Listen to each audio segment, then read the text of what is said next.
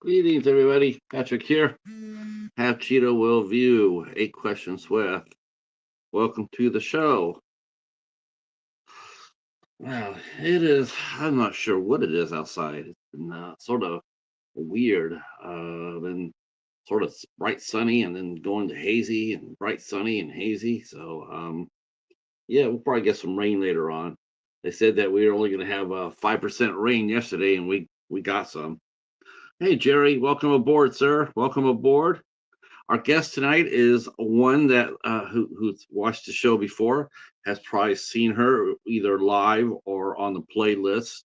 Her name's Angela, and she runs Morbid Heart Design, and she's an artist, a very good artist, a very good. In fact, the first time we had her on the show, she actually did the interview and drew art, and that was really cool. Hey, thank you so much. Oh my gosh, how are you out there on the roads? Um, the roads are yeah, definitely I'm thinking about you out there, Scorp. Um, Stay safe out there. Yeah, she actually did art on the air, and that was really amazing. And Hobbs won some art, and that was cool. Oh, okay, on vacation. All right. Enjoy your vacation. Stay safe. If you go to the beach, watch out for those crazy sharks. Uh, if you go toward Washington D.C., watch out for those crazy that crazy parade. Um, but she's been on the show a couple of times, 2 or 3 times, and she's shown her art. And the last time she was on, she was just getting into pole dancing. She thought about she wanted to try it out, and she was gearing up to try, and and then later on we find out that she had indeed done just that. Now, what makes this really remarkable is Angela uh, was very ill at one time, very ill, and at the time she was, you couldn't, I mean, pole dancing would have been the last thing she would have done at all. She was just, oh, oh yes, it's a really cool. It'll be a really cool interview. I promise you. She can't. She actually went ahead, and she was sick. She went ahead and she did some clinical trials, and she got better, and she got more healthier, and worked really hard at that, overcome so much, and now here she is. Now she is pole dancing.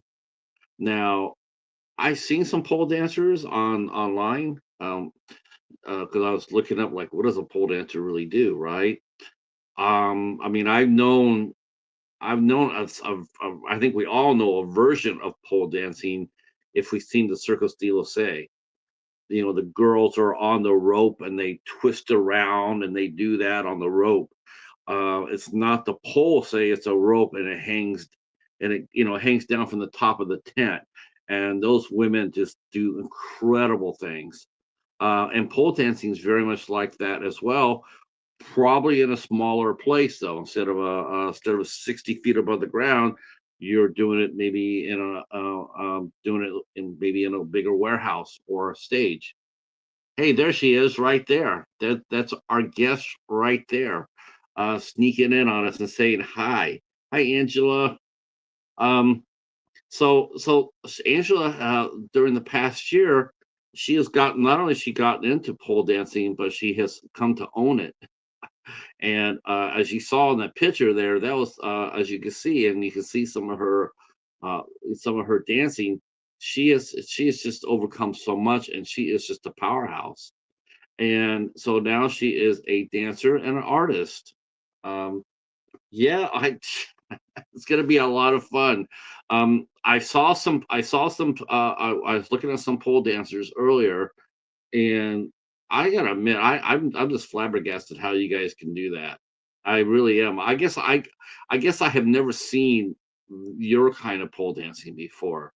I've seen the circus one, but I think it's a different one. I mean, it's different. It's the same but different. Um, this is very, very intense. Um, See, look at that. See, and of course, like I said, she also will be also be talking with Angela about her art. She every summer she goes out and she does the various art shows, and she does craft shows, and we'll show off some of her art as we always do here, because it's really fun. I have some of her art on my refrigerator, uh, and I'm always tickled every time I go in the refrigerator and I see it, and I'm always thinking about, hey, there's Angela, and I hope she's having a good day today. Yeah, we're gonna have a lot of fun. We're gonna have a lot of fun. Uh, Now I know my Instagram had went down, so my reach is temporarily sort of stifled. I'm gonna try to see if I can get it fixed tomorrow. If I can't get it going on tomorrow, then I'm probably gonna sign up for Blue Sky, and then you can follow me over at Blue Sky. Either that or TikTok. Oh God, I can't believe I'm saying that. Or maybe TikTok just for the promotion aspect of it, and I know a lot of people here do TikTok as well as YouTube. Um, oh, okay, yeah. Oh, I thought I sent you a link. Oh my gosh, let me do that right now. That's sort of crazy. Oh, you know what? Oh, okay.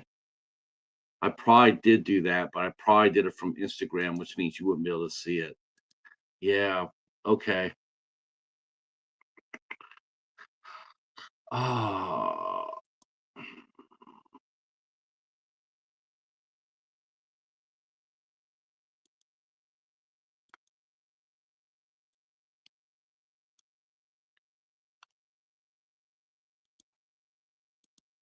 Okay, I'm sending it to you via your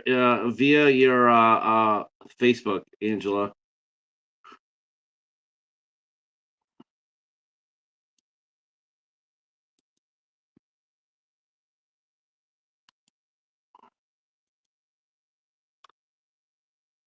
Ta-da! Okay. I tried sending one to Hobbs, but Hobbs is he shut down his message on Facebook. Yeah. No, you know what? I'm gonna try to see if I can figure it out tomorrow. I'm sure I can. It's just something on my side, and I'll see if I can get that fixed. Uh, uh, so I can come back. Yeah, I'd rather just stay there. I used Instagram basically to communicate to just about everybody I talk to. So it's really sort of stifling my action here. But I'll see if I can get it. We'll see if we can get it organized tomorrow. I think we can. I'm just going to need help from my internet provider. They could show me a couple of things, and then because I have no idea what happened. They didn't send me any. I just think it got hacked, and so they want to make sure it's me. And unfortunately, uh, when it comes down to texting on my phone, I don't really know how to do that. So they said they sent me a text, and it's like I have no way of retrieving it. I don't know how to retrieve it. So I'm going to go to my provider and have them show me how to retrieve it. Then I'll punch in my code, and then they'll we can go from there. I just think someone just hacked me. I didn't get any warning or anything like that. They didn't say, "Hey, you did something wrong." It was just like, there's suspicious activity on the account, and we're gonna just go ahead and disable it. So I think that's probably what they're doing is waiting for me, and I would be there.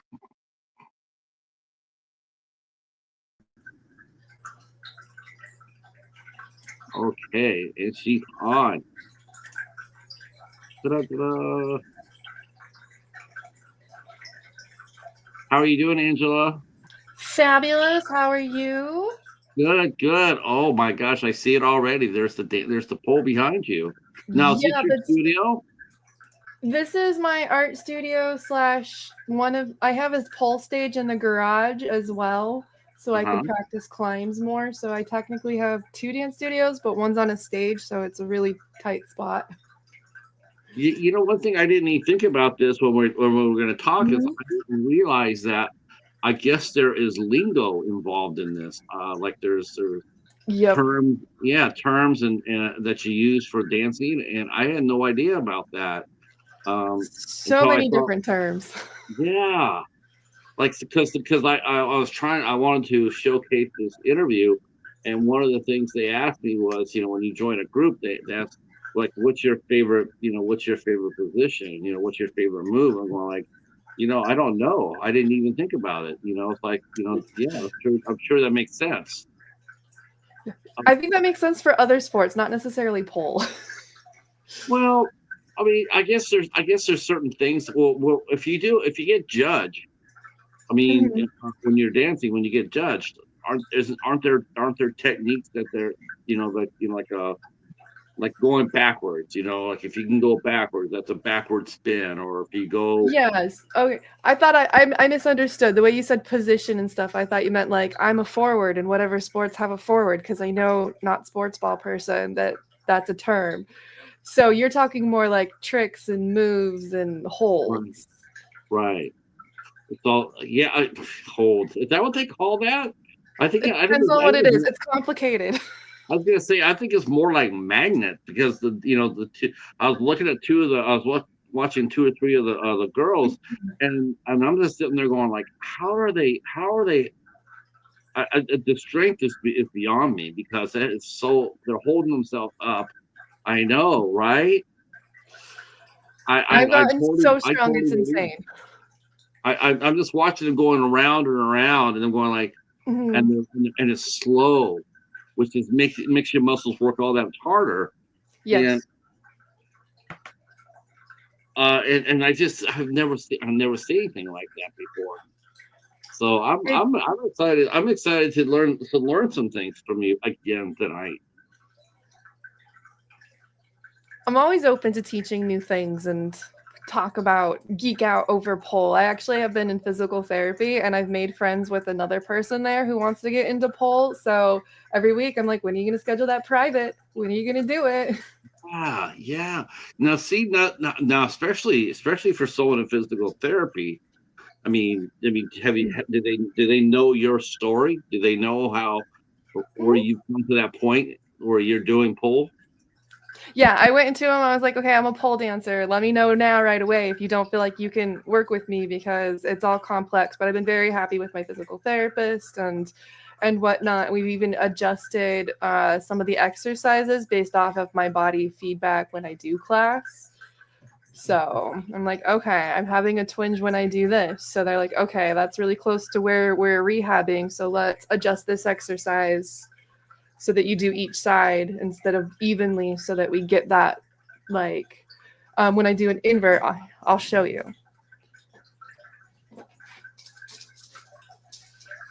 You go like this, so it's a different muscle engagement on each side. I don't know if my mic can pick me up. I forgot to put on my wireless mic. Um, but we're Oh, doing different exercises to offset how it's high demand on one body so that I get that practice and building up the muscle strength around the injury, which is doing better. oh, Like oh, I'm almost done with physical therapy. what did you do? How do you hurt yourself? Dancing? Um, Overtraining between handstands and spin. When the pole spins, it's a lot more body demand to fight the force to be thrown off the pole. Okay. So I just did too much shoulders too quickly because it was like one day of spin practice, one day of shoulder conditioning, and 2 days of handstand training. So how did you just pull a muscle or tendons or I think it's what's just a strain. We're not 100% sure, but I had 2 weeks of intense pain, so I was like, let's go get this evaluated. yeah, Not right, going to a 5. I gave it 2 weeks. It was like, let's go get some help. right. Now, obviously, Mhm. obviously for pole dancing. Um, I mean, you have to exercise, you have to watch what you Mhm. eat, you have to maintain your weight. I mean, You actually don't have to maintain your weight for pole. really, I want to put that out there.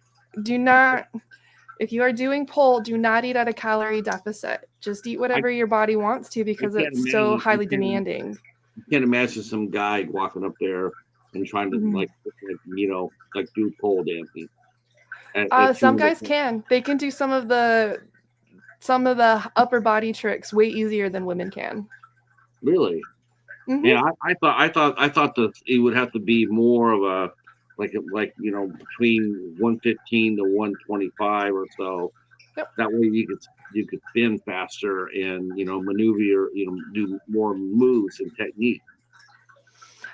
It depends on where you want to go with it. So with pole dancing, there's a lot of different paths to go, different styles, different focuses. You could do heels, not heels. You can do tricks, spins, low flow, edge work. So there's a lot of different options. So if you are a heavier person, you can still do pole. You just, might not be able to go climb up the 15 feet and do a million tricks, but you could still climb the pole and do a sit, depending on where you're at with your body. The wonderful thing about pole and how our Hold bodies on, work, you rotated. hold on. I know I rotated. It just I can be the one on here. Hello, everybody. This is now my channel, How Cheetah Will View. Welcome. My name is Angela. It's a pleasure having you here. Not sure exactly where Patrick went because I don't even hear him.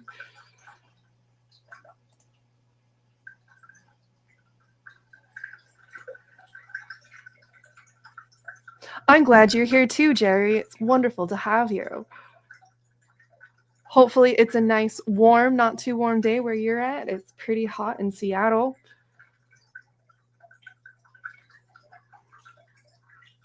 Super hot in Seattle, actually. We're not built for summers here. Oh, you got me beat just barely. Just barely. We're 79. okay. That was bonkers. I took It, over. it, It's all good. It's it, my channel now. it just took me completely. Just literally bumped me off completely off. That's bonkers. I mean, literally, I'm off of StreamYard. It's like, okay, That I that's looked in weird. the back room or whatever it's called, and I was like, oh, he is gone. I'll Yeah, take over. that's right. That's right. Uh, uh, so now we're talking about the flexibility. What you need, to pull. So you're saying that anybody can do pull, right? It's Anybody? just like any hobby or sport or activity, you have to start doing it to get the skills. I have an added benefit, like for my flexibility, that I grew up dancing. So it's like my body already knows how to get into that. It's taking me time to get where I was. And it'll take anybody time. Right. Just depends on your history, how much work you're willing to put in. That's the other thing is pole is very demanding for every regard. So you need strength, mobility, flexibility to dance a longer set.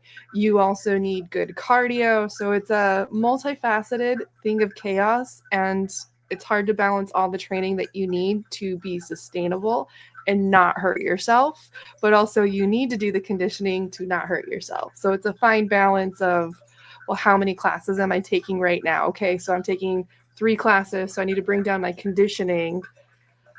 And it's a sport that also does not ever have any downtime. So you have to think about that as well to make sure your body gets rest.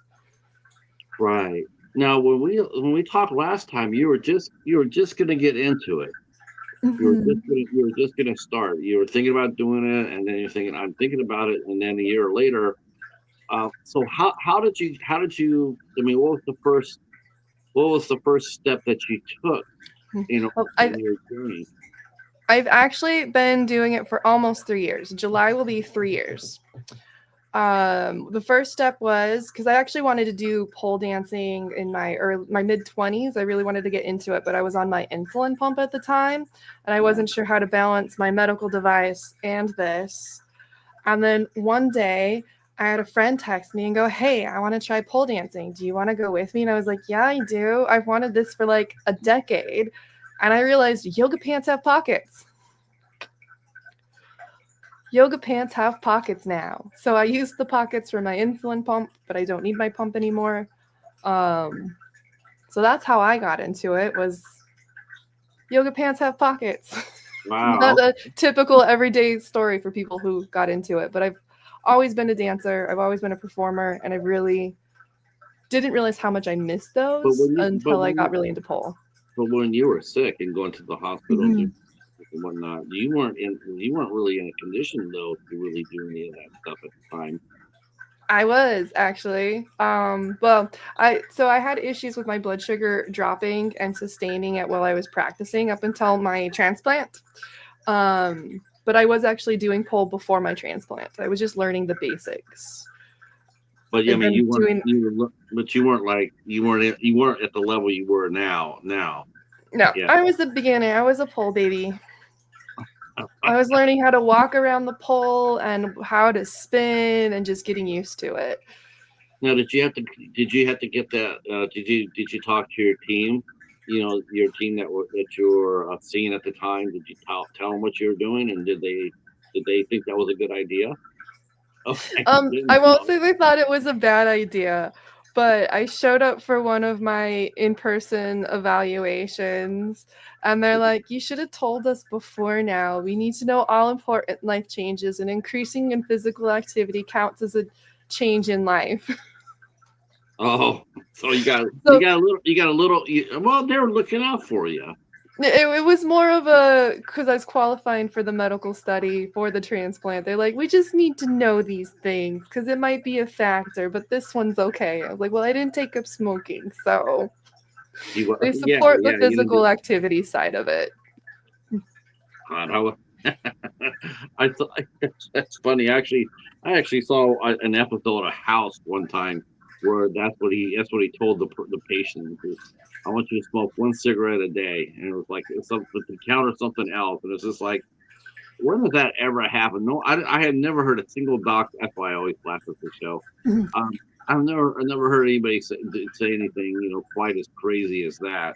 Now I've heard doctors say to tell patients like if you want to have a glass of wine a day, you can do that. And I'm thinking, well, as long as there has been no previous drinking before you tell me this, then I guess but I mean, how big is the glass? I mean, what type do you drink? I mean, To so me, that's the biggest question because when I did drink, I actually had an extra, extra, extra large wine glass, which held a whole wine bottle. So uh, that was, I always like, what size is the glass? But I don't mhm. drink anymore. So but I miss Yeah, that but glass. It was pretty cool. I think artists all I think it's part of being an artist, Mm. being a blues player or something like that. It's like I joke about it, but it does seem sort of it does seem you know fitting. Uh oh, uh Buster's here. William Buster or Benefield here, stopping by to support the channel. Say hello to everyone. Keep up the great work, Patrick. Thanks, Buster. Mhm. Uh, yeah, I was bummed out. I was trying to get Hobbs to come on here tonight. But yeah, unfortunately, I couldn't get a hold of him. Um, that's a shame. Uh, but you've been talking to him though, right? A little bit here or there. We've poked at each other and been like, "Hey, thinking about you. What's up?" Uh, no, I was hoping he'd be here for this one because Mhm. and he's been telling Maybe it'll be people. like last time. He'll just pop up randomly towards the ends. Yeah, he might do that. I was really I'm really encouraged that he took the steps like when you decided to get your transplant when got sick enough to really get pissed off like I want to get better. What was the catalyst for that for you? What finally got you to get up there and just like I'm tired of this shit. I want to get well by any means necessary.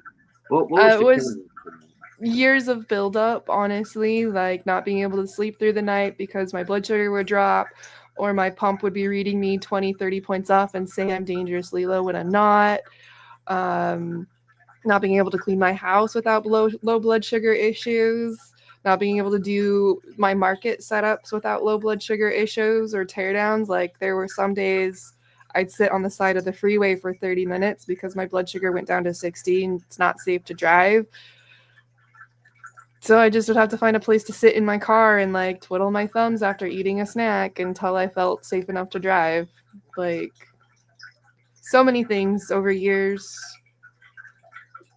Did fear ever play a part of that? I mean, when I think of people doing transplants or doing clinical medicine, I always try to get into the head of that. Like to me, I mean, I like I admit it. I mean, I think about it every day myself. Like, of course, I know now that it wouldn't have made a goddamn difference Mm-hmm. in my case, but I've always wondered, like,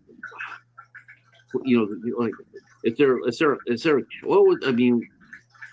What would you tell someone if you were standing there and speaking to a crowd? And you said you'd done that once, by the way. I'm very Mm-hmm. proud to hear. I was very happy to hear that. I'm going like, because you'd be a natural. Oh, thank you. You'd be a natural public speaker. I would pay to hear you talk. Well, if you do Um, know anybody, like throw them my way. I'm open to it. you know what? You know what? You should. You know what? You know who would tell you that? Mm-hmm. Your hospital. Yeah. Yeah, your hospital. I mean, if you walked in there and said that, they jump on you right away. Yeah, I They actually got to speak at one of their medical conferences with people who research diabetes. So I just got to talk to them about the patient side and do like a Q&A kind of a thing. But as far as like what I would tell or like suggest to people to help them make that choice is it's like what you have going on is clearly not working for you if you are thinking about it. What are the pros and the cons? The cons are, at least for my experimental transplant, was I get the same life I have right now, but I did try. The possible best case scenario is it completely changes my life for the better, or the in between.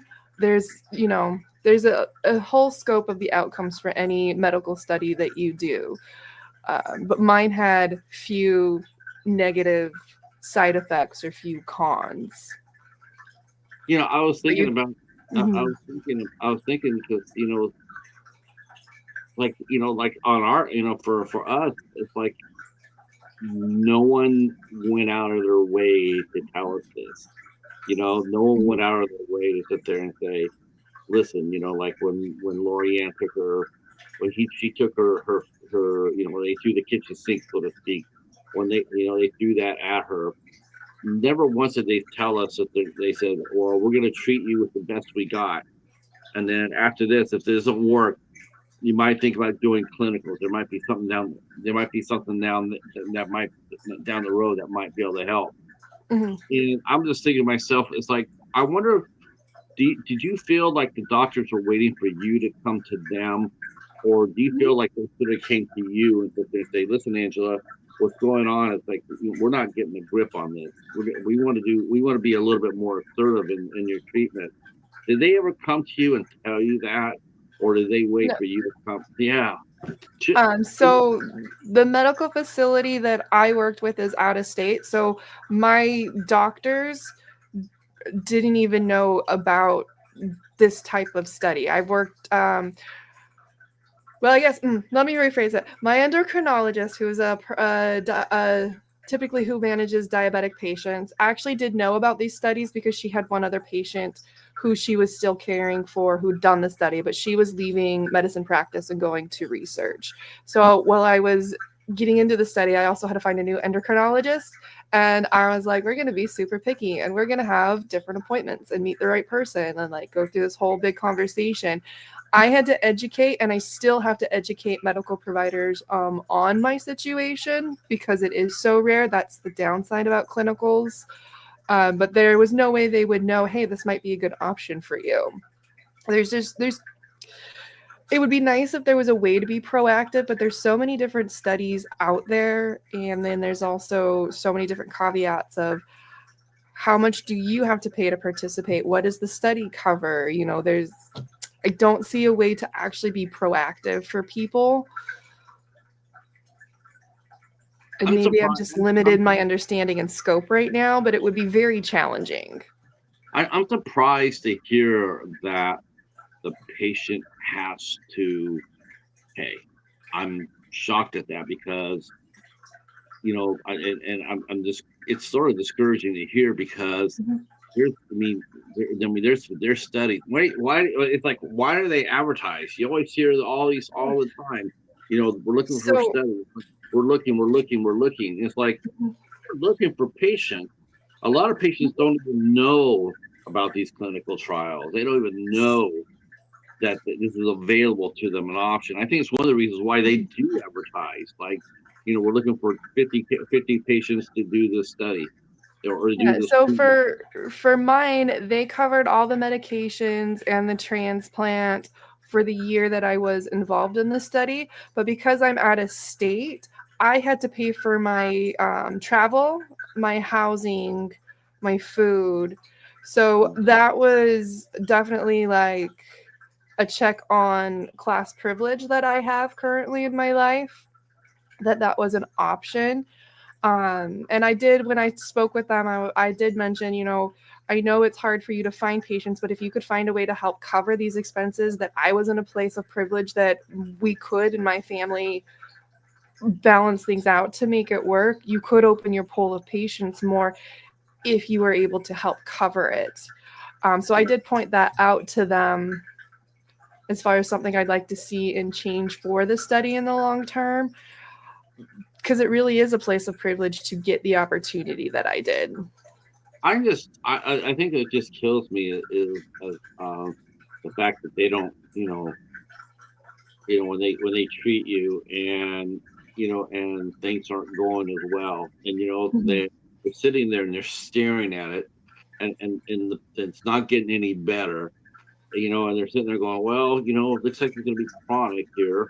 Uh, I don't know what to tell you. We're just going to keep doing what we're doing, and it's like it's not getting any better.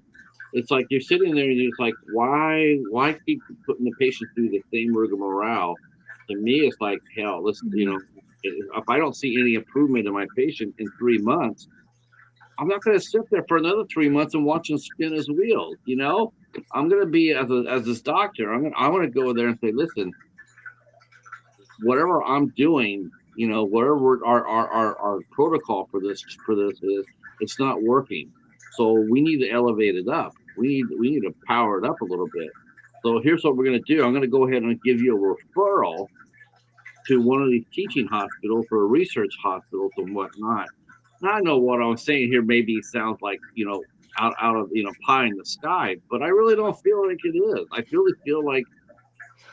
just feel like doctors should be a little bit more proactive when it comes down to treating patients that aren't responding to normal traditional treatment.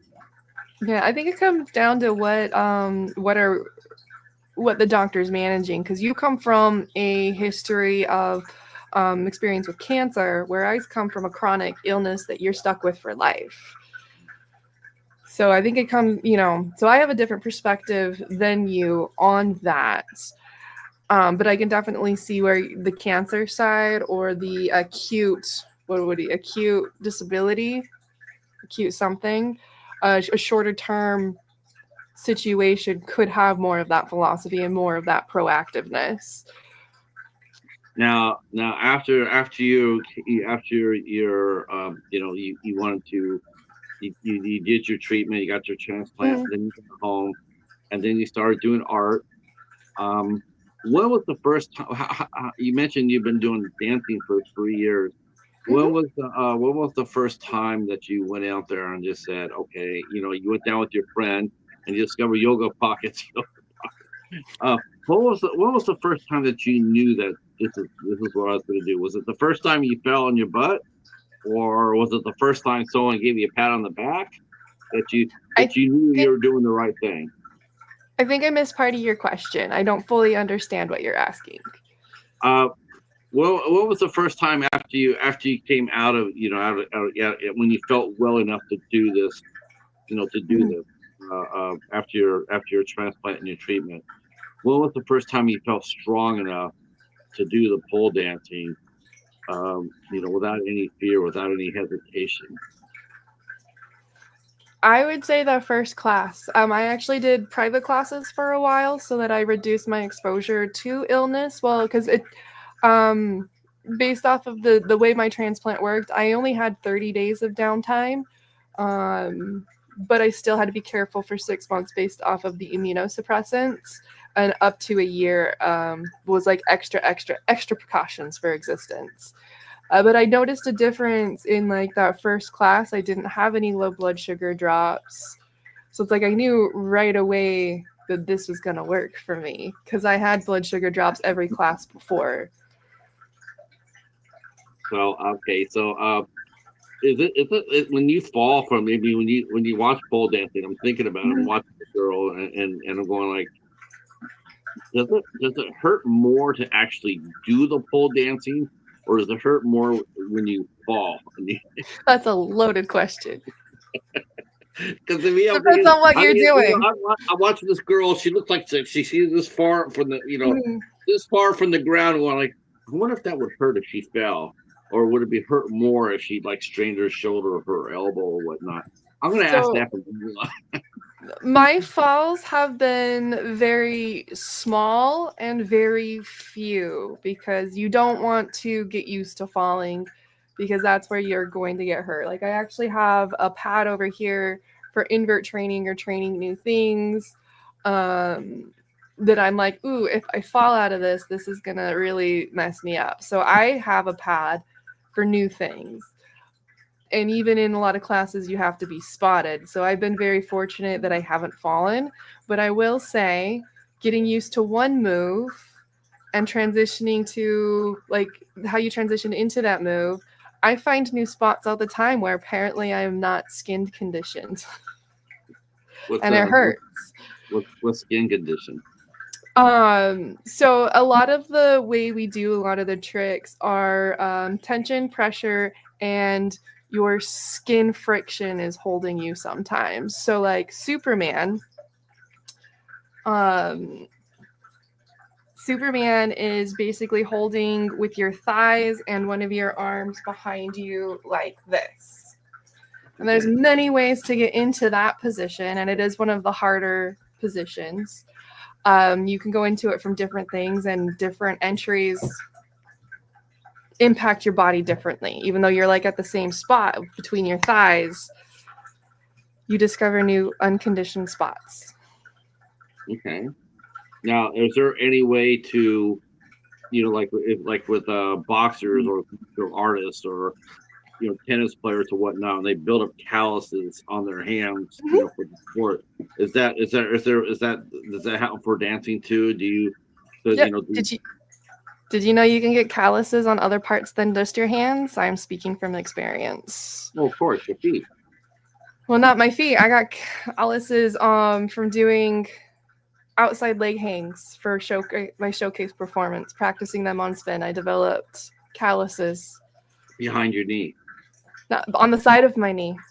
on the inside of the knee or the outside. Like Oh, that's there trippy. was a That, spot that makes here sense. and a line here. That makes sense though, doesn't it? Because because you're there Once I all the figured time. out, yeah, Oh, that's interesting. I never thought about that. I thought calluses were mainly to the feet and to the hands. wherever there's a lot of tension is what I'm concluding. If can I demonstrate an outside leg hang so people know what Sure, I'm talking about? sure, by all means. Uh,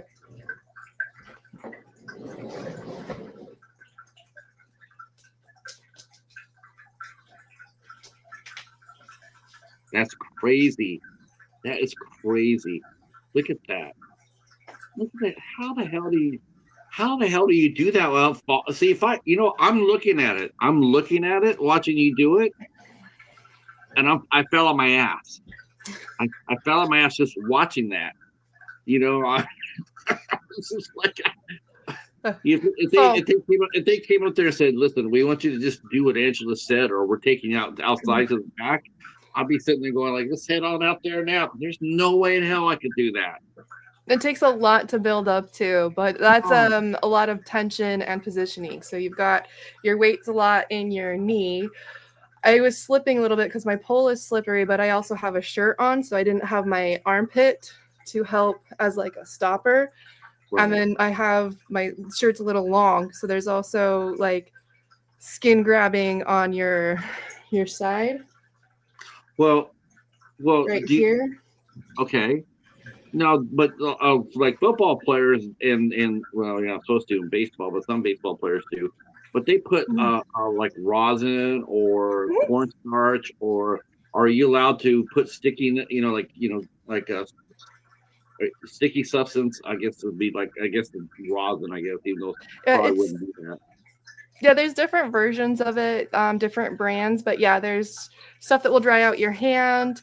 When I do more tricks or spin, I also like to put it on my pole, but I mainly use it. I try not to use it too much, but sometimes it helps if your conditions are slippery poles so that you can actually like work the muscles and get into things safely and correctly because slipping is a problem when you're upside down and all you have is your two hands and a Right foot, you know. So, but yes, long story short, is that same concept that gymnasts use. now, now I know pole dancing is by yourself, but does Mhm. your husband help you when you do your workout? And is he your spotter? Does he spot He's you in the training? not been my spotter, but I have gone. I don't want to pay for a private lesson to learn this, so I need you to cue it for me. I need you to say these words when I say, okay, tell me the next thing. So he's helped me learn complicated moves by cueing. Is that cueing if I said inverted? That means you know what I mean by inverted without me saying, okay, I want you to go inverted on your right side or your on your left hand. Yeah. So What it'd be side are like you strongest on it? And you as far as gripping the pole, are you stronger? Are you right-handed or left-handed? inverts are complicated. My left, hmm, dyslexic, right side is stronger for hanging, but my left shoulder is stronger than my right. So you got it going on. You got to But cover. You got to cover both. my left, More yeah, my angles. left side's my more flexible side too. So Now, what do you do to? Now, that's a good question. That mhm, leads me to the next question: is how do you stay flexible? I mean, what do you just do? do it. Do you do yoga? I mean, you mentioned yoga pants. Um, Do you do like yoga? Does that help you out a lot?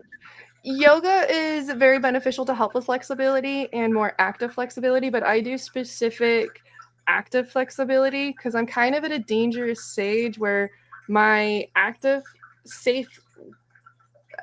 Okay, sorry.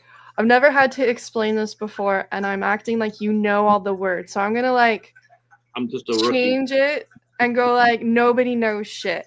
So there are two forms of flexibility. There's your passive flexibility where you're like, I can just sit on this. I'm using a wall. I'm using the floor to get into the splits. And then there's active flexibility where you're actually using your muscles to be in that flexible position. Pole has a ton of active flexibility. It's not very much passive. So I've it's very dangerous to have extreme passive and very low active flexibility. You're more likely to cause an injury. So I've been actively training with flexibility coaches online, taking classes and guided training on getting those closer together. The closer they are, the less likely you are to get injured. I hope that makes sense. I hope that. So if you, I guess you can't really basically you can't. How can I say this?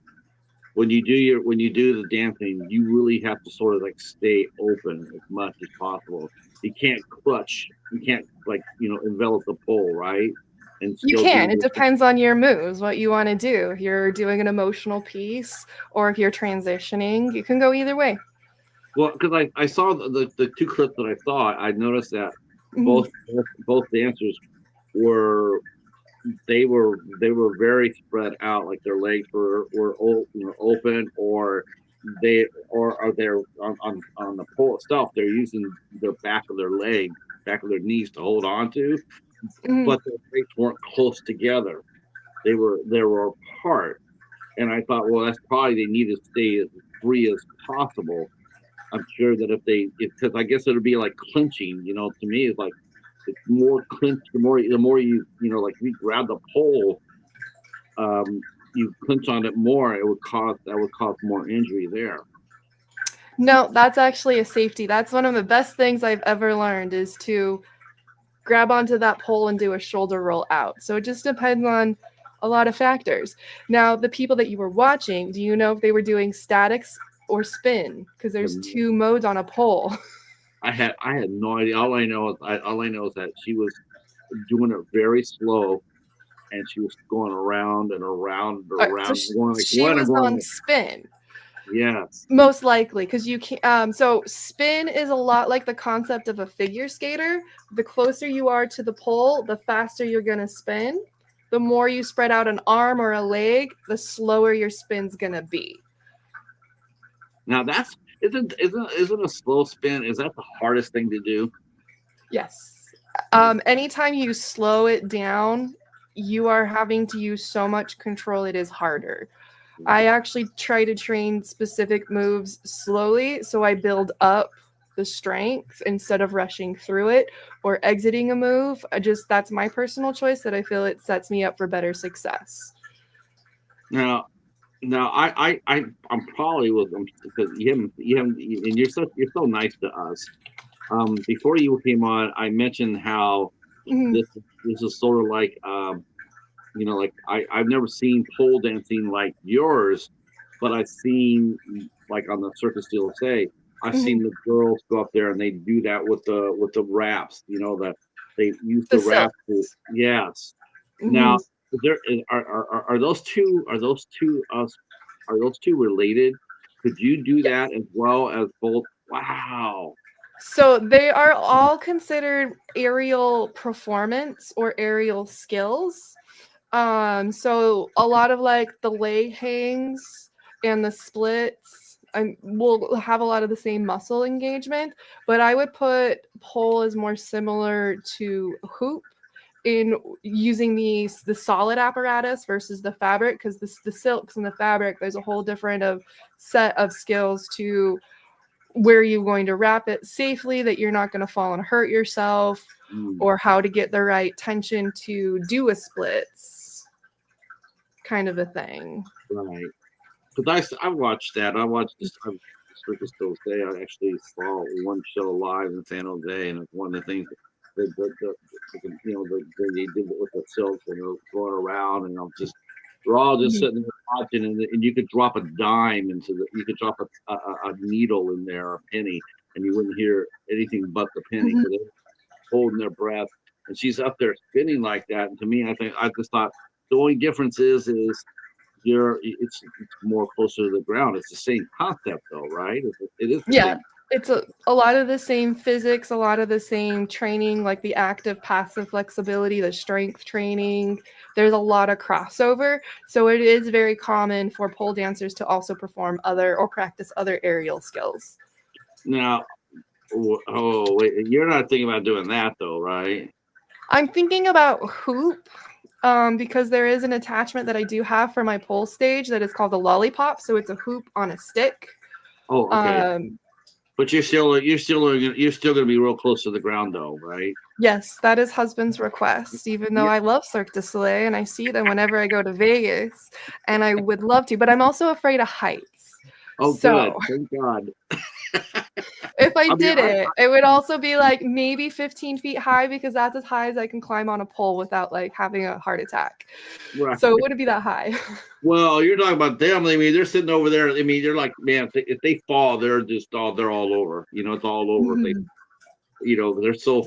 they're 60, 70 feet high, and Yep. you're sitting there watching them, going like, that's just insane. And there's nothing on the bottom. It's just like, no, no, no. Well, sometimes there's a nut and you can't see it. I will throw that out there. They're hard to see at some performances if they're there at all. But Cirque du Soleil typically does not use nets or mats. It's just an amazing thing because you would think that they would have at least one or two fatalities a year, and after that, through that, they'd be sitting there, yeah, we're not going to be doing that in our shows because we don't want to. I But they're so good though. the skill level that they're at, I know that having watched a lot behind the scenes during their practices and whatnot, there's a lot of nuts and there's a lot of like consistency. If you can't consistently do it, then you're not going to be doing it on stage. Cirque du Soleil is very, not that I've worked with them, but from what I've observed online, like there's a lot of safety going up into the performance to the point where it's just like second nature by the time you see it on stage with those performers. Yeah, that would be yeah. Okay. Thank God you're scared of heights, so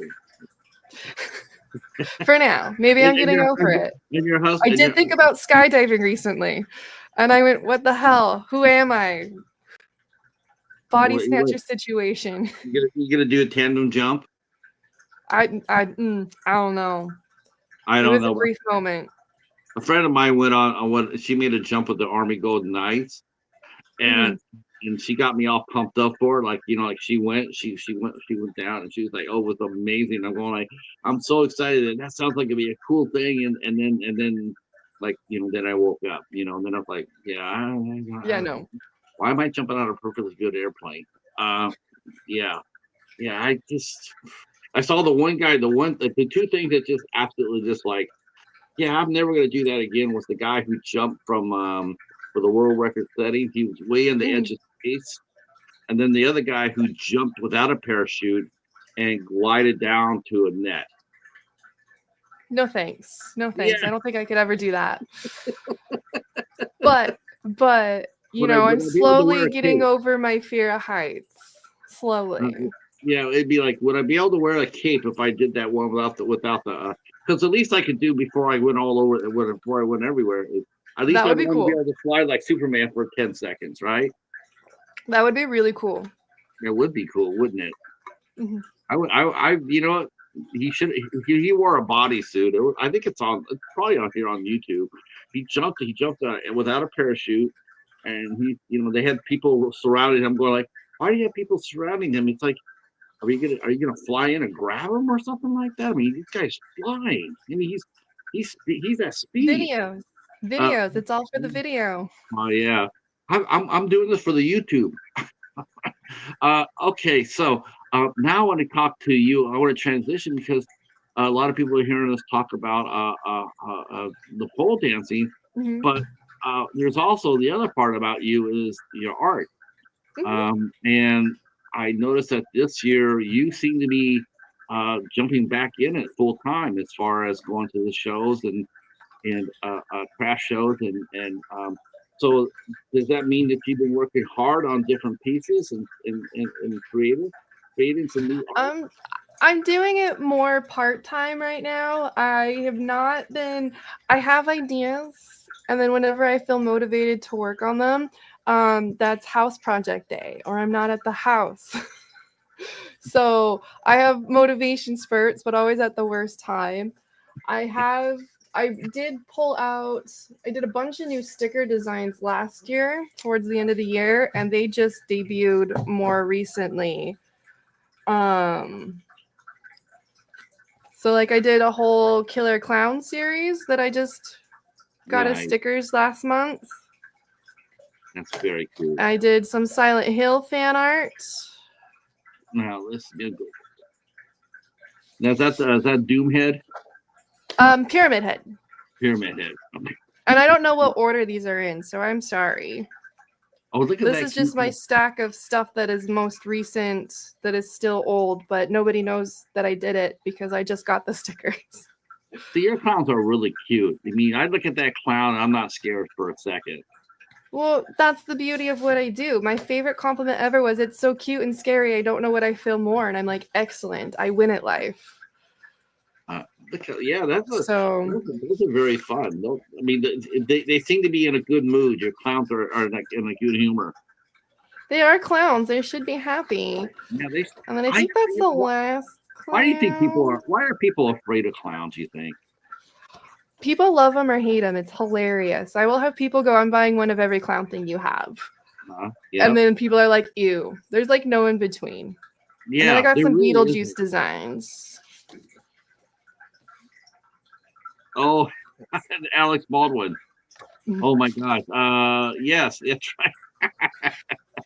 Now, did you see the second Beetlejuice? I did. Oops, that one got stuck together. There's the Beetlejuice. Okay, very I nice. did. I actually pushed these out about the time that I got that or saw that movie. And then I also did the Pale Girl from Terrifier 2. Oh, I was going to ask you if you did Art the Clown. Yes, years ago. And David, the actor, Uh, has his own set of stickers. that's Because so why not? cool. That why not? Uh, Because why uh, not?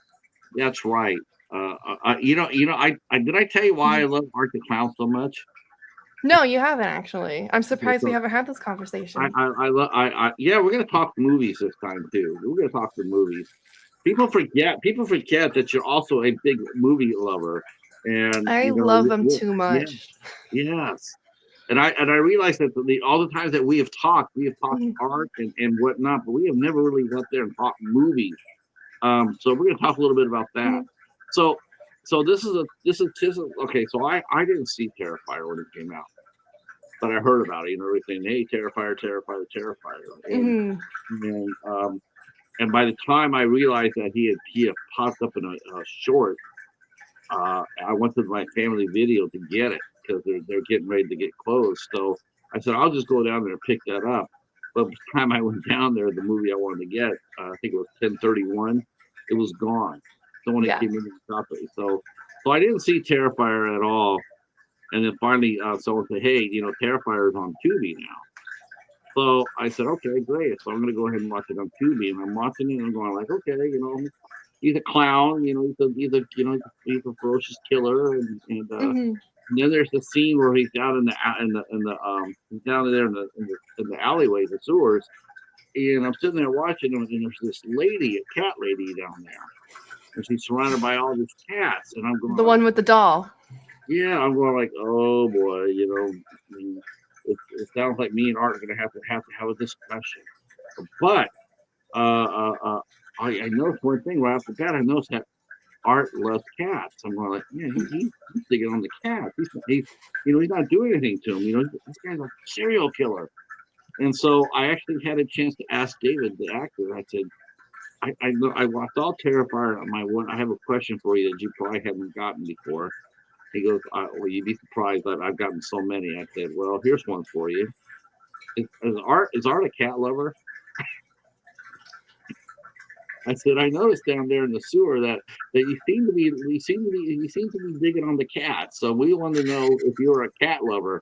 He goes, you know what? I haven't had that question yet, but yes, undoubtedly, Art loves cats. He loves dogs and cats, not people so much, but when it comes down to cats and dogs, so Art's a cat lover, and so I'm like, okay, well, you're not scary to me anymore.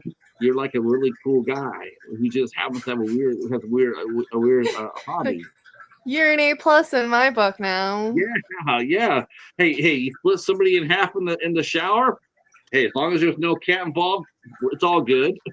That's for like if there's animal cruelty, then it's like, I don't know if I can do you. I don't. No, this is not my Yeah, movie.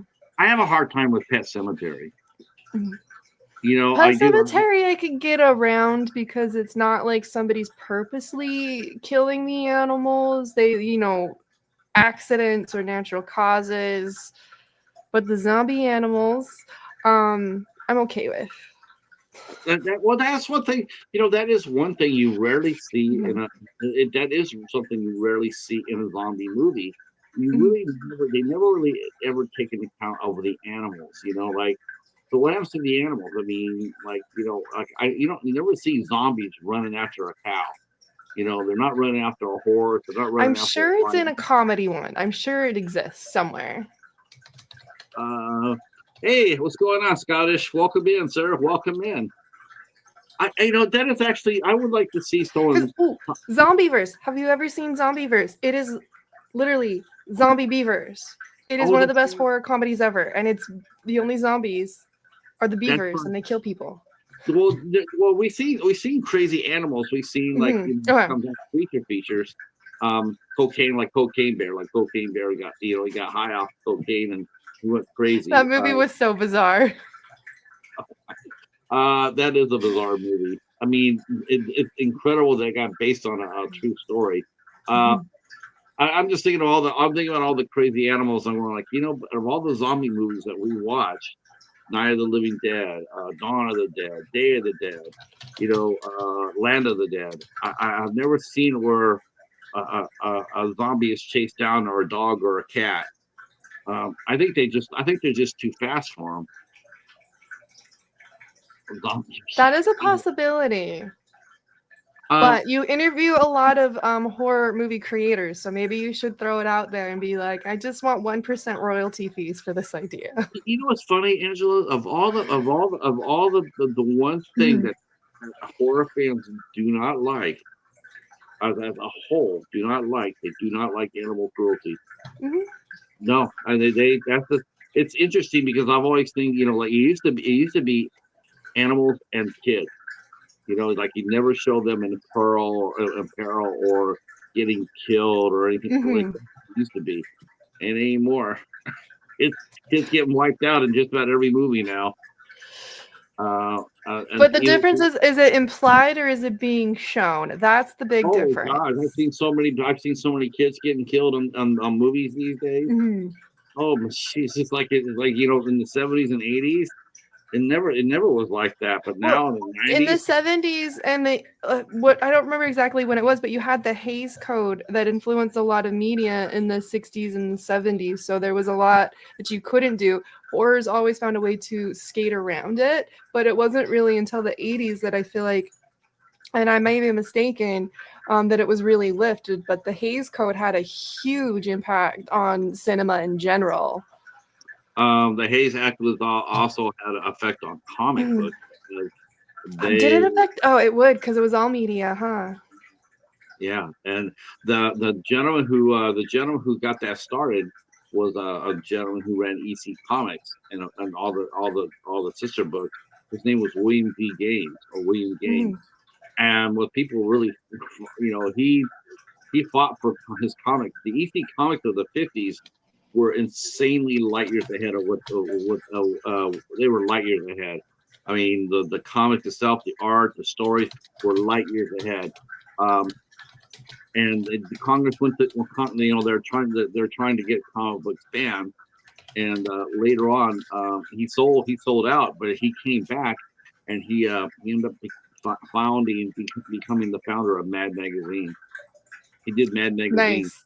He went from EC Nice. Comics to Mad Magazine. When I found that out, when I learned about that, my mind was blown. You're Because like, I read, let's have a complete shift of what we're generating out in the world.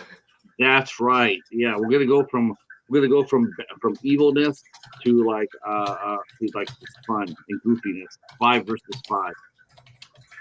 Uh, yeah, that's right. That's why the impact of John Wick's dog being killed was so impactful. Yeah, people don't like it, and they don't like that aspect. I mean, when someone does something like that to an animal, and then they end up buying the farm, believe me, people cheer for that shit. They're like, look, Hmm. if you want to do it to another human being, so be it. At least they have a chance to fight back. But for an So animal, can I share something when you mentioned cheering about it? And I don't think it's gonna be a spoiler, and I'm sorry if it is, but it's in the first 10 minutes of the movie, so it's not a spoiler, right? okay, which movie? The new Final Destination. Okay, no There's cat. this kid going back to kid death. There's this kid, and he is such a jerk. And you're like, God, I hope you die. And you actually do see him die. And the entire audience cheered. It was like 2 weeks after it premiered that I went and saw it, and the audience literally cheered when this kid bit the dust. Well, you remember another kid who got cheered when he bought the farm? Hmm. The kid who played Jack Gleason, who played Joffrey in Game of Thrones. when he died, man, everybody, even people who were watching even the people who weren't watching the show came out there and cheered for that one. I'm wondering So if I don't remember him dying, but I guess like everybody died at the end. yeah, So he got poisoned oh, that's by right. yeah I by didn't yeah like him, but clearly I did not cheer as well because I forgot that happened. yeah Mrs. Peel killed him, which we Mhm. really shouldn't be surprised by that when they find out Mrs. Peel did it because she's been doing that since the '60s. Just Diana Rigg, Dame Diana Rigg, amazing. Yeah, she was great in that. Now, what have you been watching yourself this year? Have you guys been going out to see any movies, or have you? Lately we've been doing a lot more movies. There definitely was a period of not a lot in the theaters, so we actually canceled our AMC Stubbs Award reward thing because we weren't really going. Okay. But we did just go see the new John Wick movie, the ballerina one. Final Destination. That's all I can think of off the top of my head. But what we've mainly been watching in my house is more anime and stupid crime TV. Like we watched all of Criminal Minds, all 15, 16 seasons. Wow. That took a long time. And right now we're working on Elementary as to still go down that genre, but it's definitely a shift break, like more comedy, because I'm like, I can't go into the newest rendition of that. I need a palate cleanser. So my biggest complaint with Elementary, Mhm. I love the show, but my biggest complaint. Have you watched it yet? I think we're on season 3, Okay, maybe so season I 4. wasn't sure if Larry wants to know if you've seen the new Predator movie, Killer of Killers. Oh, that's the Predator movie? No, not yet. I still need to see Prey, to be honest. I'm really behind on the Predator, but Yeah, I do want to see it. I want to see that too. My library. Before I get back to my original thought, my library has suddenly decided to start dropping recent releases again, and I picked up a few the last 2 weeks. So I feel like I'm going to be somewhat caught up with what everybody else has been watching because I still feel like I'm far behind it in a lot of There's respects. so much to keep up on. Like, I feel like I'm really behind myself, but I've been putting physical activity as a priority. And oh, one other thing I've been watching is as I've been working on costumes and stuff, I've been picking at the entire Marvel universe in chronological order, like how the story plays out. So much Right? more makes sense than it did originally. Like Black Widow, I was like, how the hell where do you fit in? There's like one line in that entire movie that puts it all into the grand scope of things. Because the first time I watched it, I was like, where is this supposed to take place? I was so distracted about when in the timeline is this that I couldn't enjoy the movie. It's And funny. because I'm watching them in order, I was like, oh, that one line Yeah, for that one movie that I watched 10 years ago, there's no way I would have connected them. it's funny. It's funny you mentioned that because the library and I was waiting to go in and I saw that Scarlett Johansson was on the cover of Vanity Fair. So I read the article, and she was saying how she was not the first choice for Black Widow. Believe it or Who not, was? you're gonna shake your head when I tell you. Um, Emily Blunt. No, no, no, No, no, that's what no, I no, said. no, That's what no, I said. no, no. Oh, that's what I said too. That was a bad choice. Some of the times I Oh, hear who was highly considered, I'm like, no, mm-mm, no. Emily mm-mm. Blunt's talented. Love her, respect her. Not a Black Widow. Who? Oh, Emily. Yeah, no, I couldn't see her as Black Widow either. I just no. I just like no. I mean, she was that was actually the role Iron Man 2 because I had always thought that Scarlett Johansson had been a star already before she Hmm. did it, but they basically said that when she did Iron Man 2, it made her go from to the A list, and I'm going like, but I thought she was already there. You know, I thought she was too. I'm with you, but I think it made her more of a household name because there's like there's A-list stars that not everybody knows about because they're not watching the genres that they are typecasted into. um I see under the skin. I saw that. Oh my gosh, that's an amazing film. That's an amazing movie. Let's see. Larry says here. Let's see. Larry says here. I tripped out when I heard the was going to be in Dark Knight Rises as the Gordon Levitt role. Oh, the What Gosling. is the Oh yeah, Ryan oh Gosling. Oh God, no, no. I'm glad. No, I like Jordan. I like Gordon Levitt. He's fine. He oh made he made a good. I heard rumor that Ryan Gosling is going to be involved in redoing Killer Clowns from Outer Space. Apparently, it's like his favorite of favorite movies. I don't know for sure. This was just rumor I heard at a horror convention last month, and I'm like, I have a hard time seeing it, but okay. What horror convention did you go to, Angela? Crypticon, I go every year. I just paid my booth fee. If you're in Seattle, the first weekend of May, come get a hotel. It's 24/7 nonstop action for 3 days. So you're how was the crowd there? It was I didn't know actually a I didn't know smaller that. crowd this year, Oh yeah. but there was another event going on that has a huge crossover between the audiences, so that was a bad decision for them because why did you Somebody do that to me? yeah, and why would you do it to yourself? I can get more. They won, we didn't. What happened? They won, we didn't. People went What, there what instead of to us. what was the other convention in town? It was the Erotic Arts Festival. Oh, I was trying to not say it, but you asked. But there's a huge crossover between that interest and the horror movie community. Like, no one's surprised, right? well, no, you know what, you know what, I don't know. I always thought horror fans. I mean, honestly, if it came down to a horror movie or erotic art, honest to God, I would think that every horror fan would go see the horror con. Uh, oh, okay. God, with the gauze, the gauze. The gauze Oh, confused me until you said Gosling. yeah, I me was too. like, I what was is trying the to figure gauze? that I out. was going to ask for an explanation. I was trying to figure that out too. I was like, the gauze. What's that? I was like, all the purrs went over to the erotic art show. Now, a Arctic erotic show. How is that? Is that like true, just traditional art, or are we just talking about naked girls? I've never been.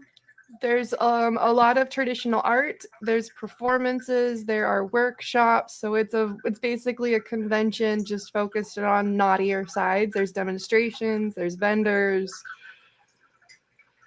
Hmm. But it's a Well, very high end art, hoity-toity kind of thing. Like now, there's I'm even writers. There's even a representation for poetry and erotic fiction. I'm not sure. I'm not sure. I'm not sure if I've talked to you before or since. Hmm. But it's been about. It's almost time for me to go back and ask you to come out and hang out again. Did I ever tell you about the Sophie Van V? Um, she was a blood artist. Did I ever tell you about her? Yes, you did. You Oh, did. I've I've been met a blood artist since that conversation locally, and I'm like, I don't think I can do it. Also, really. it's I I I'll don't. work with fake blood. I I mean, splatter fake blood on me, throw it at me, let me jump in it. I don't care. Pour it on me, but real blood, Yeah, isn't that something else? I mean, I've been thinking about that because like I try to get artists to come on. It's hard. It's hard to get them to come onto the show. I go up there and say, "Would you like to come out there come on?" I said, I said, "Come on." I said, "Come on out and do some art. Come out and talk about." It's a little harder than I envisioned it to be.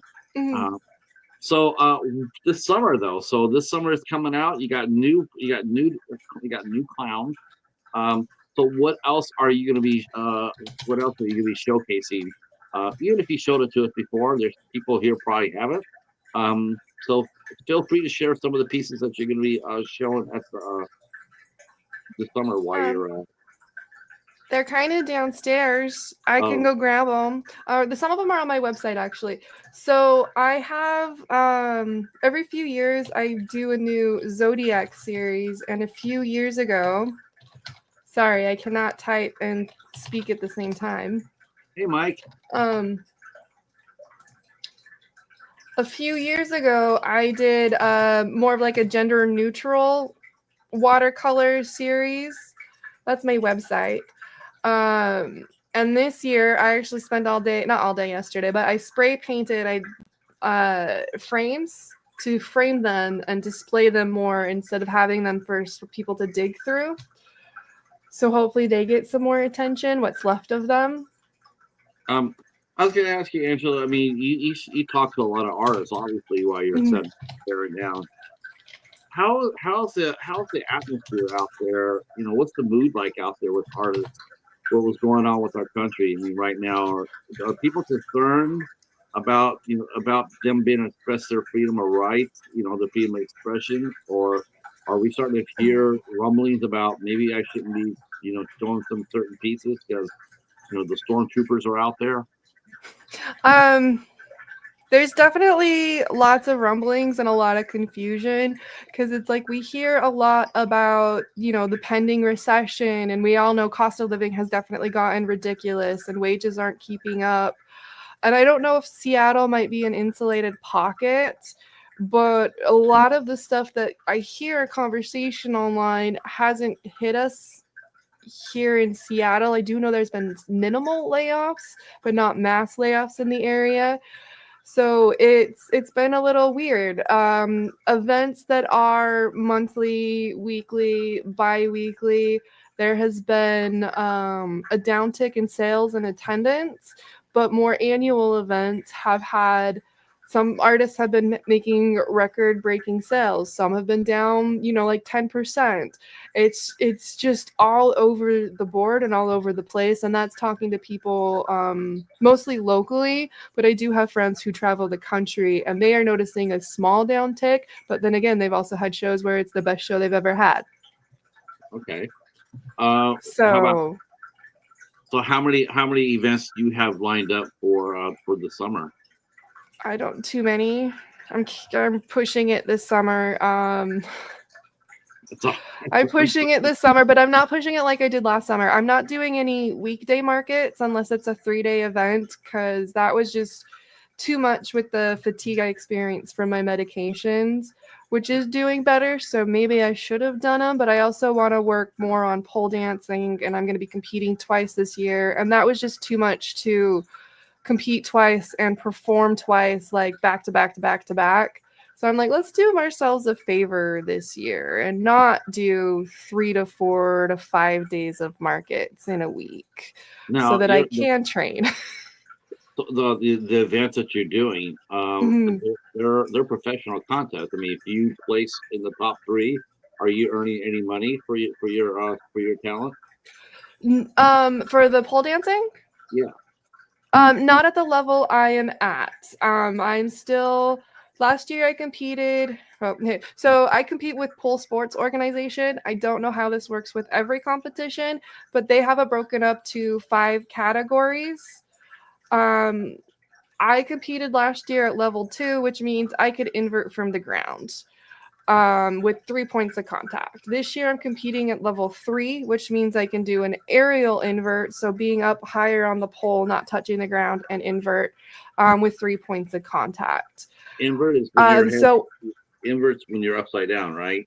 yeah, invert is when your head goes below your hips or your hips go above your head. There's complications into why that matters, but it matters depending on what level you are competing at. Um, So at my level, there is no cash reward. However, when you're at level 5, you are actually competing for an international spot in the international competition. So the first place winner from every city, everyone gets to go on to the international competition. And then I believe there is a money fee, but honestly, if you're traveling internationally and training and the costuming, that just basically funds what you did. So Yeah, that means are you is that something you're aiming for, or are you just yes. okay? Okay. That is something I am aiming for because, in addition to the levels, there's also age categories.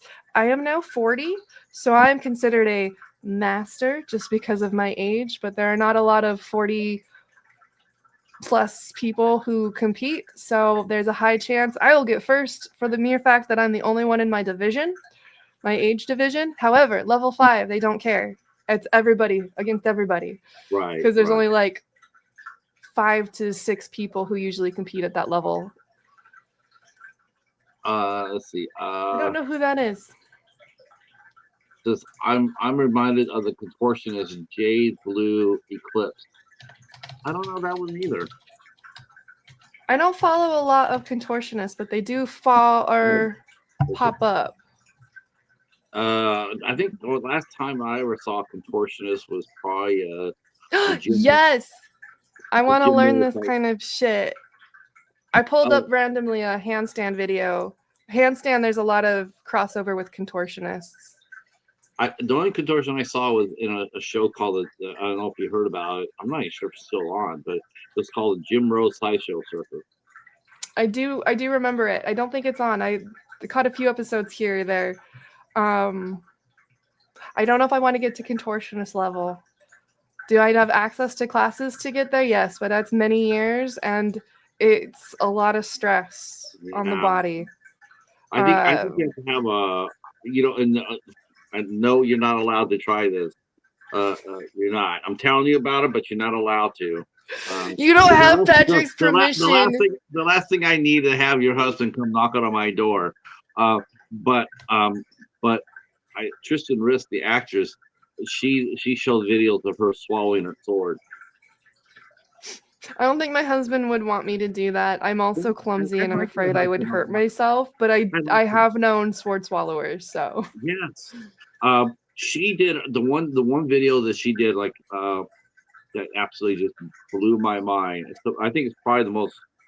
I don't know. It's like one of those things where it's like it's one of the most amazing things I've ever seen, but it's also one of the most freaking terrifying things I saw. She was a ballet dancer, so she can do the point. She'd swallow a sword on point. On point on top of a glass bottle. No. Yeah, yes. No. Balanced herself No. on a glass bottle, and she swallowed the damn sword on point. That's like I have so much faith in myself. Like that might be an unhealthy level of I have so much faith in myself. That would just be. I'm just sitting with that's the most. Oh, you have to you just sitting there going like do it again, and the other half's going like, oh hell no, no. I mean, just No. I don't no. no, I can't. I don't get how they do it. I just don't get it. I don't get how they could do that. Just makes me shudder.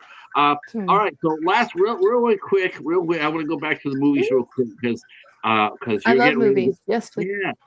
So you're watching Elementary. Are you a big mystery fan? Is that?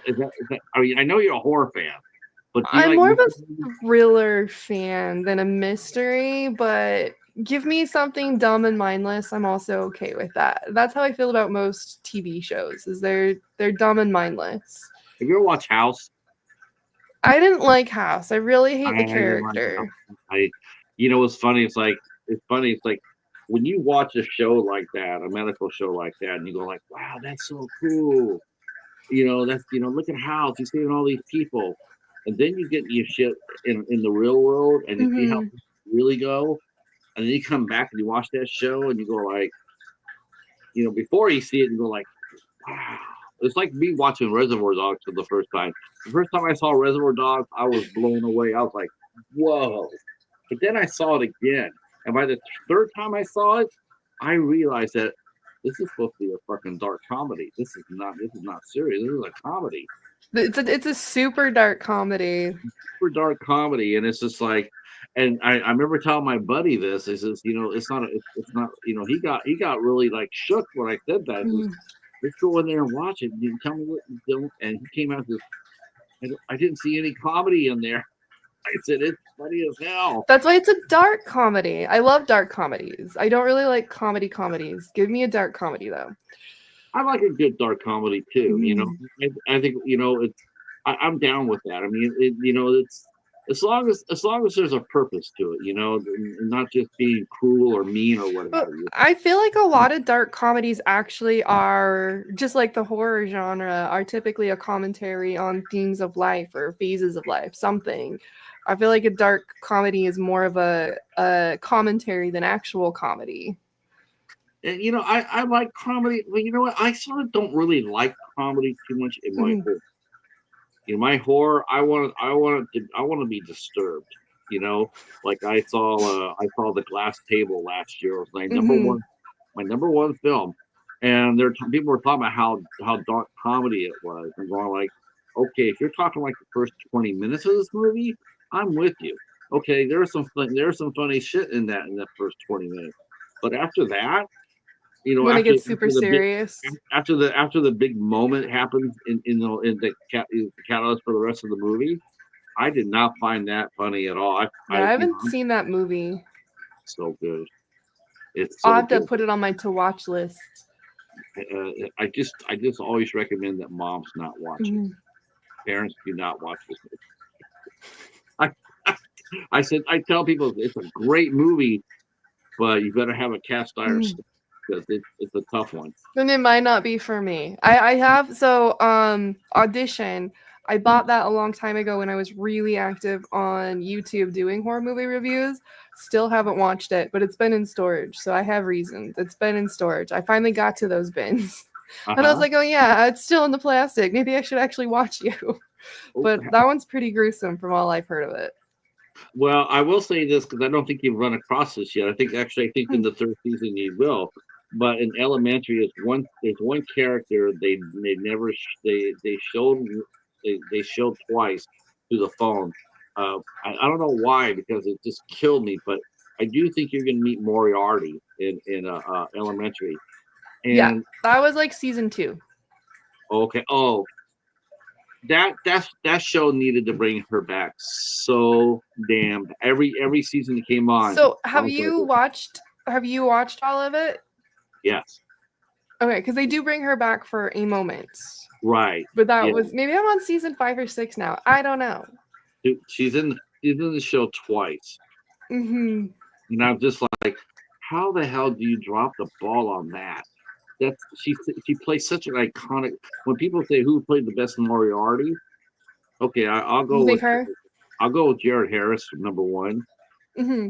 Jared Harris was a magnificent Moriarty, but for two, Natalie Dormer would be my my choice. Yeah, If she's I'm only not a on this one, huge mystery fan, so I cannot agree or disagree. I'll have to take your expertise. I mean, because hey Dale, how are you? Dale was cracking last night. He had Sweet and Spooky on, and they Ooh. were talking about Repulsion before I had to leave. But they were talking about Repulsion. She made Dale watch Repulsion. Hopefully Dale will throw me out an invite. I'm doing this right here. Hopefully he'll throw me down an invite to come back because I had a hell of a time on his show. That was a lot of fun. What he does is that he gets 5 movies, and then he picks a movie that you watch that you haven't seen before, and then you guys each watch each other's movies and talk about it. Hmm. So, That sounds fun. oh, it's a good show. I mean, I'm so impressed with the movies that some of the people bring. Like they don't bring just the normal, they don't. No one specifically. No one's walking up there bringing screens to the table, right? They're using their brains a little bit. Like Hmm. Repulsion. I mean, I was That like, one's if I you was like impressed. horror movies, you should definitely see that one. I was impressed with when Spooky said that. I was like, oh, girl's got some chops here. I mean, and she acknowledged that Roman Polanski did the movie, and yes, it's hard. It's hard watching a Polanski movie with his background.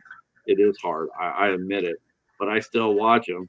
I mean, I don't know what that makes me, but I watched The Ninth Gate a little while ago, and I love that movie.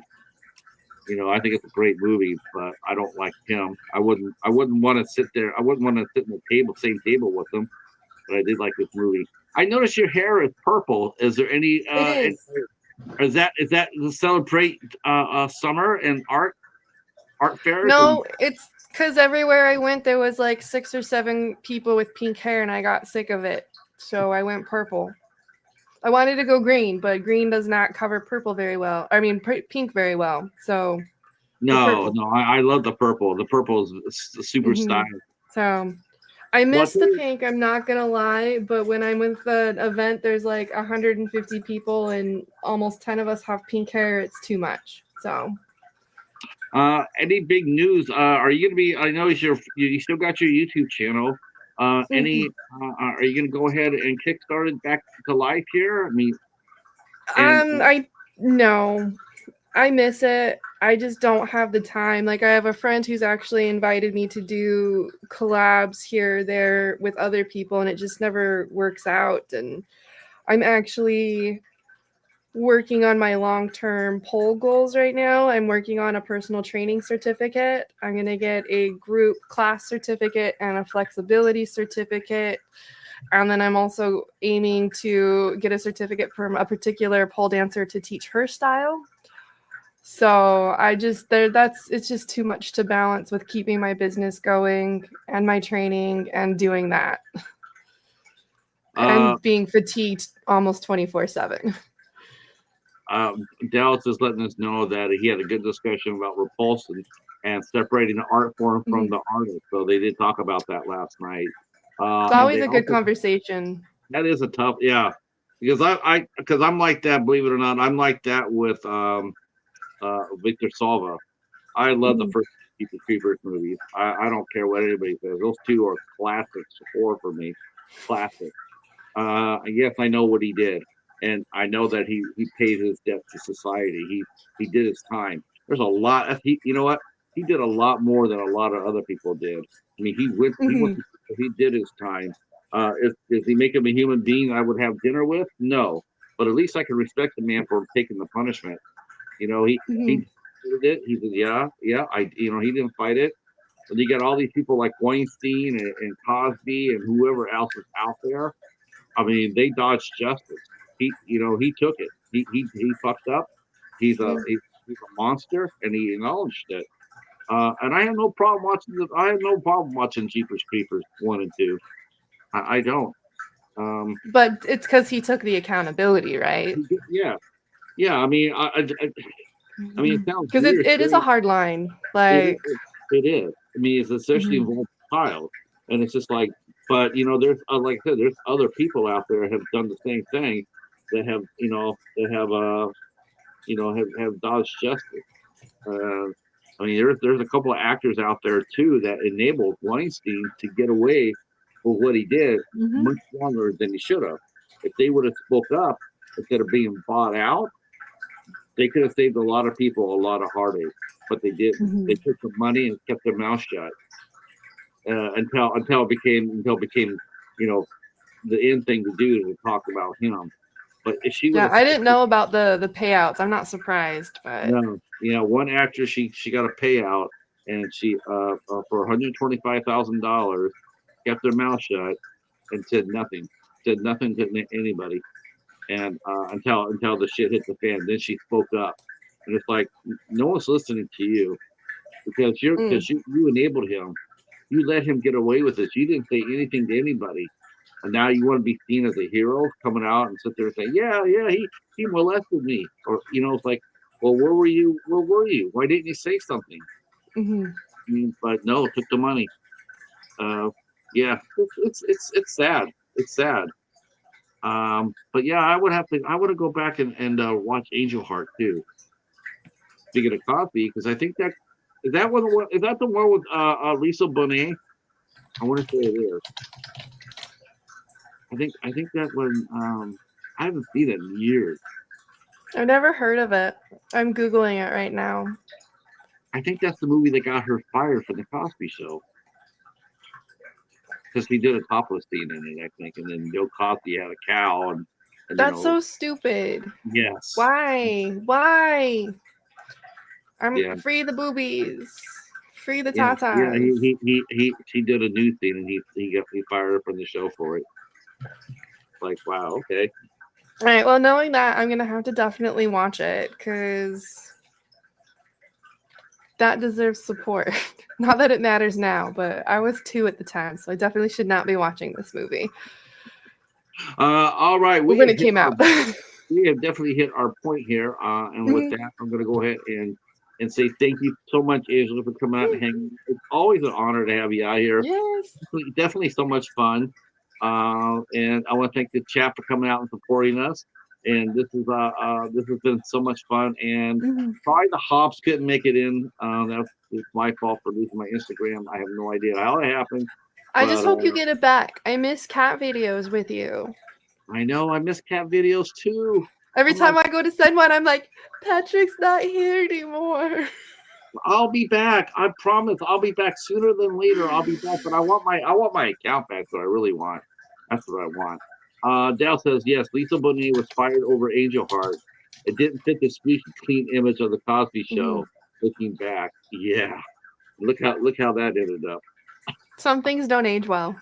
That was one of No, them for sure. no. Tomorrow night we are scheduled to be talking with Rocky and Aruna. Mhm. I can't say the last. I just can't say the last name. It's an Italian last name, and I always massacre it. So I'm just going to call them Rocky and Arena.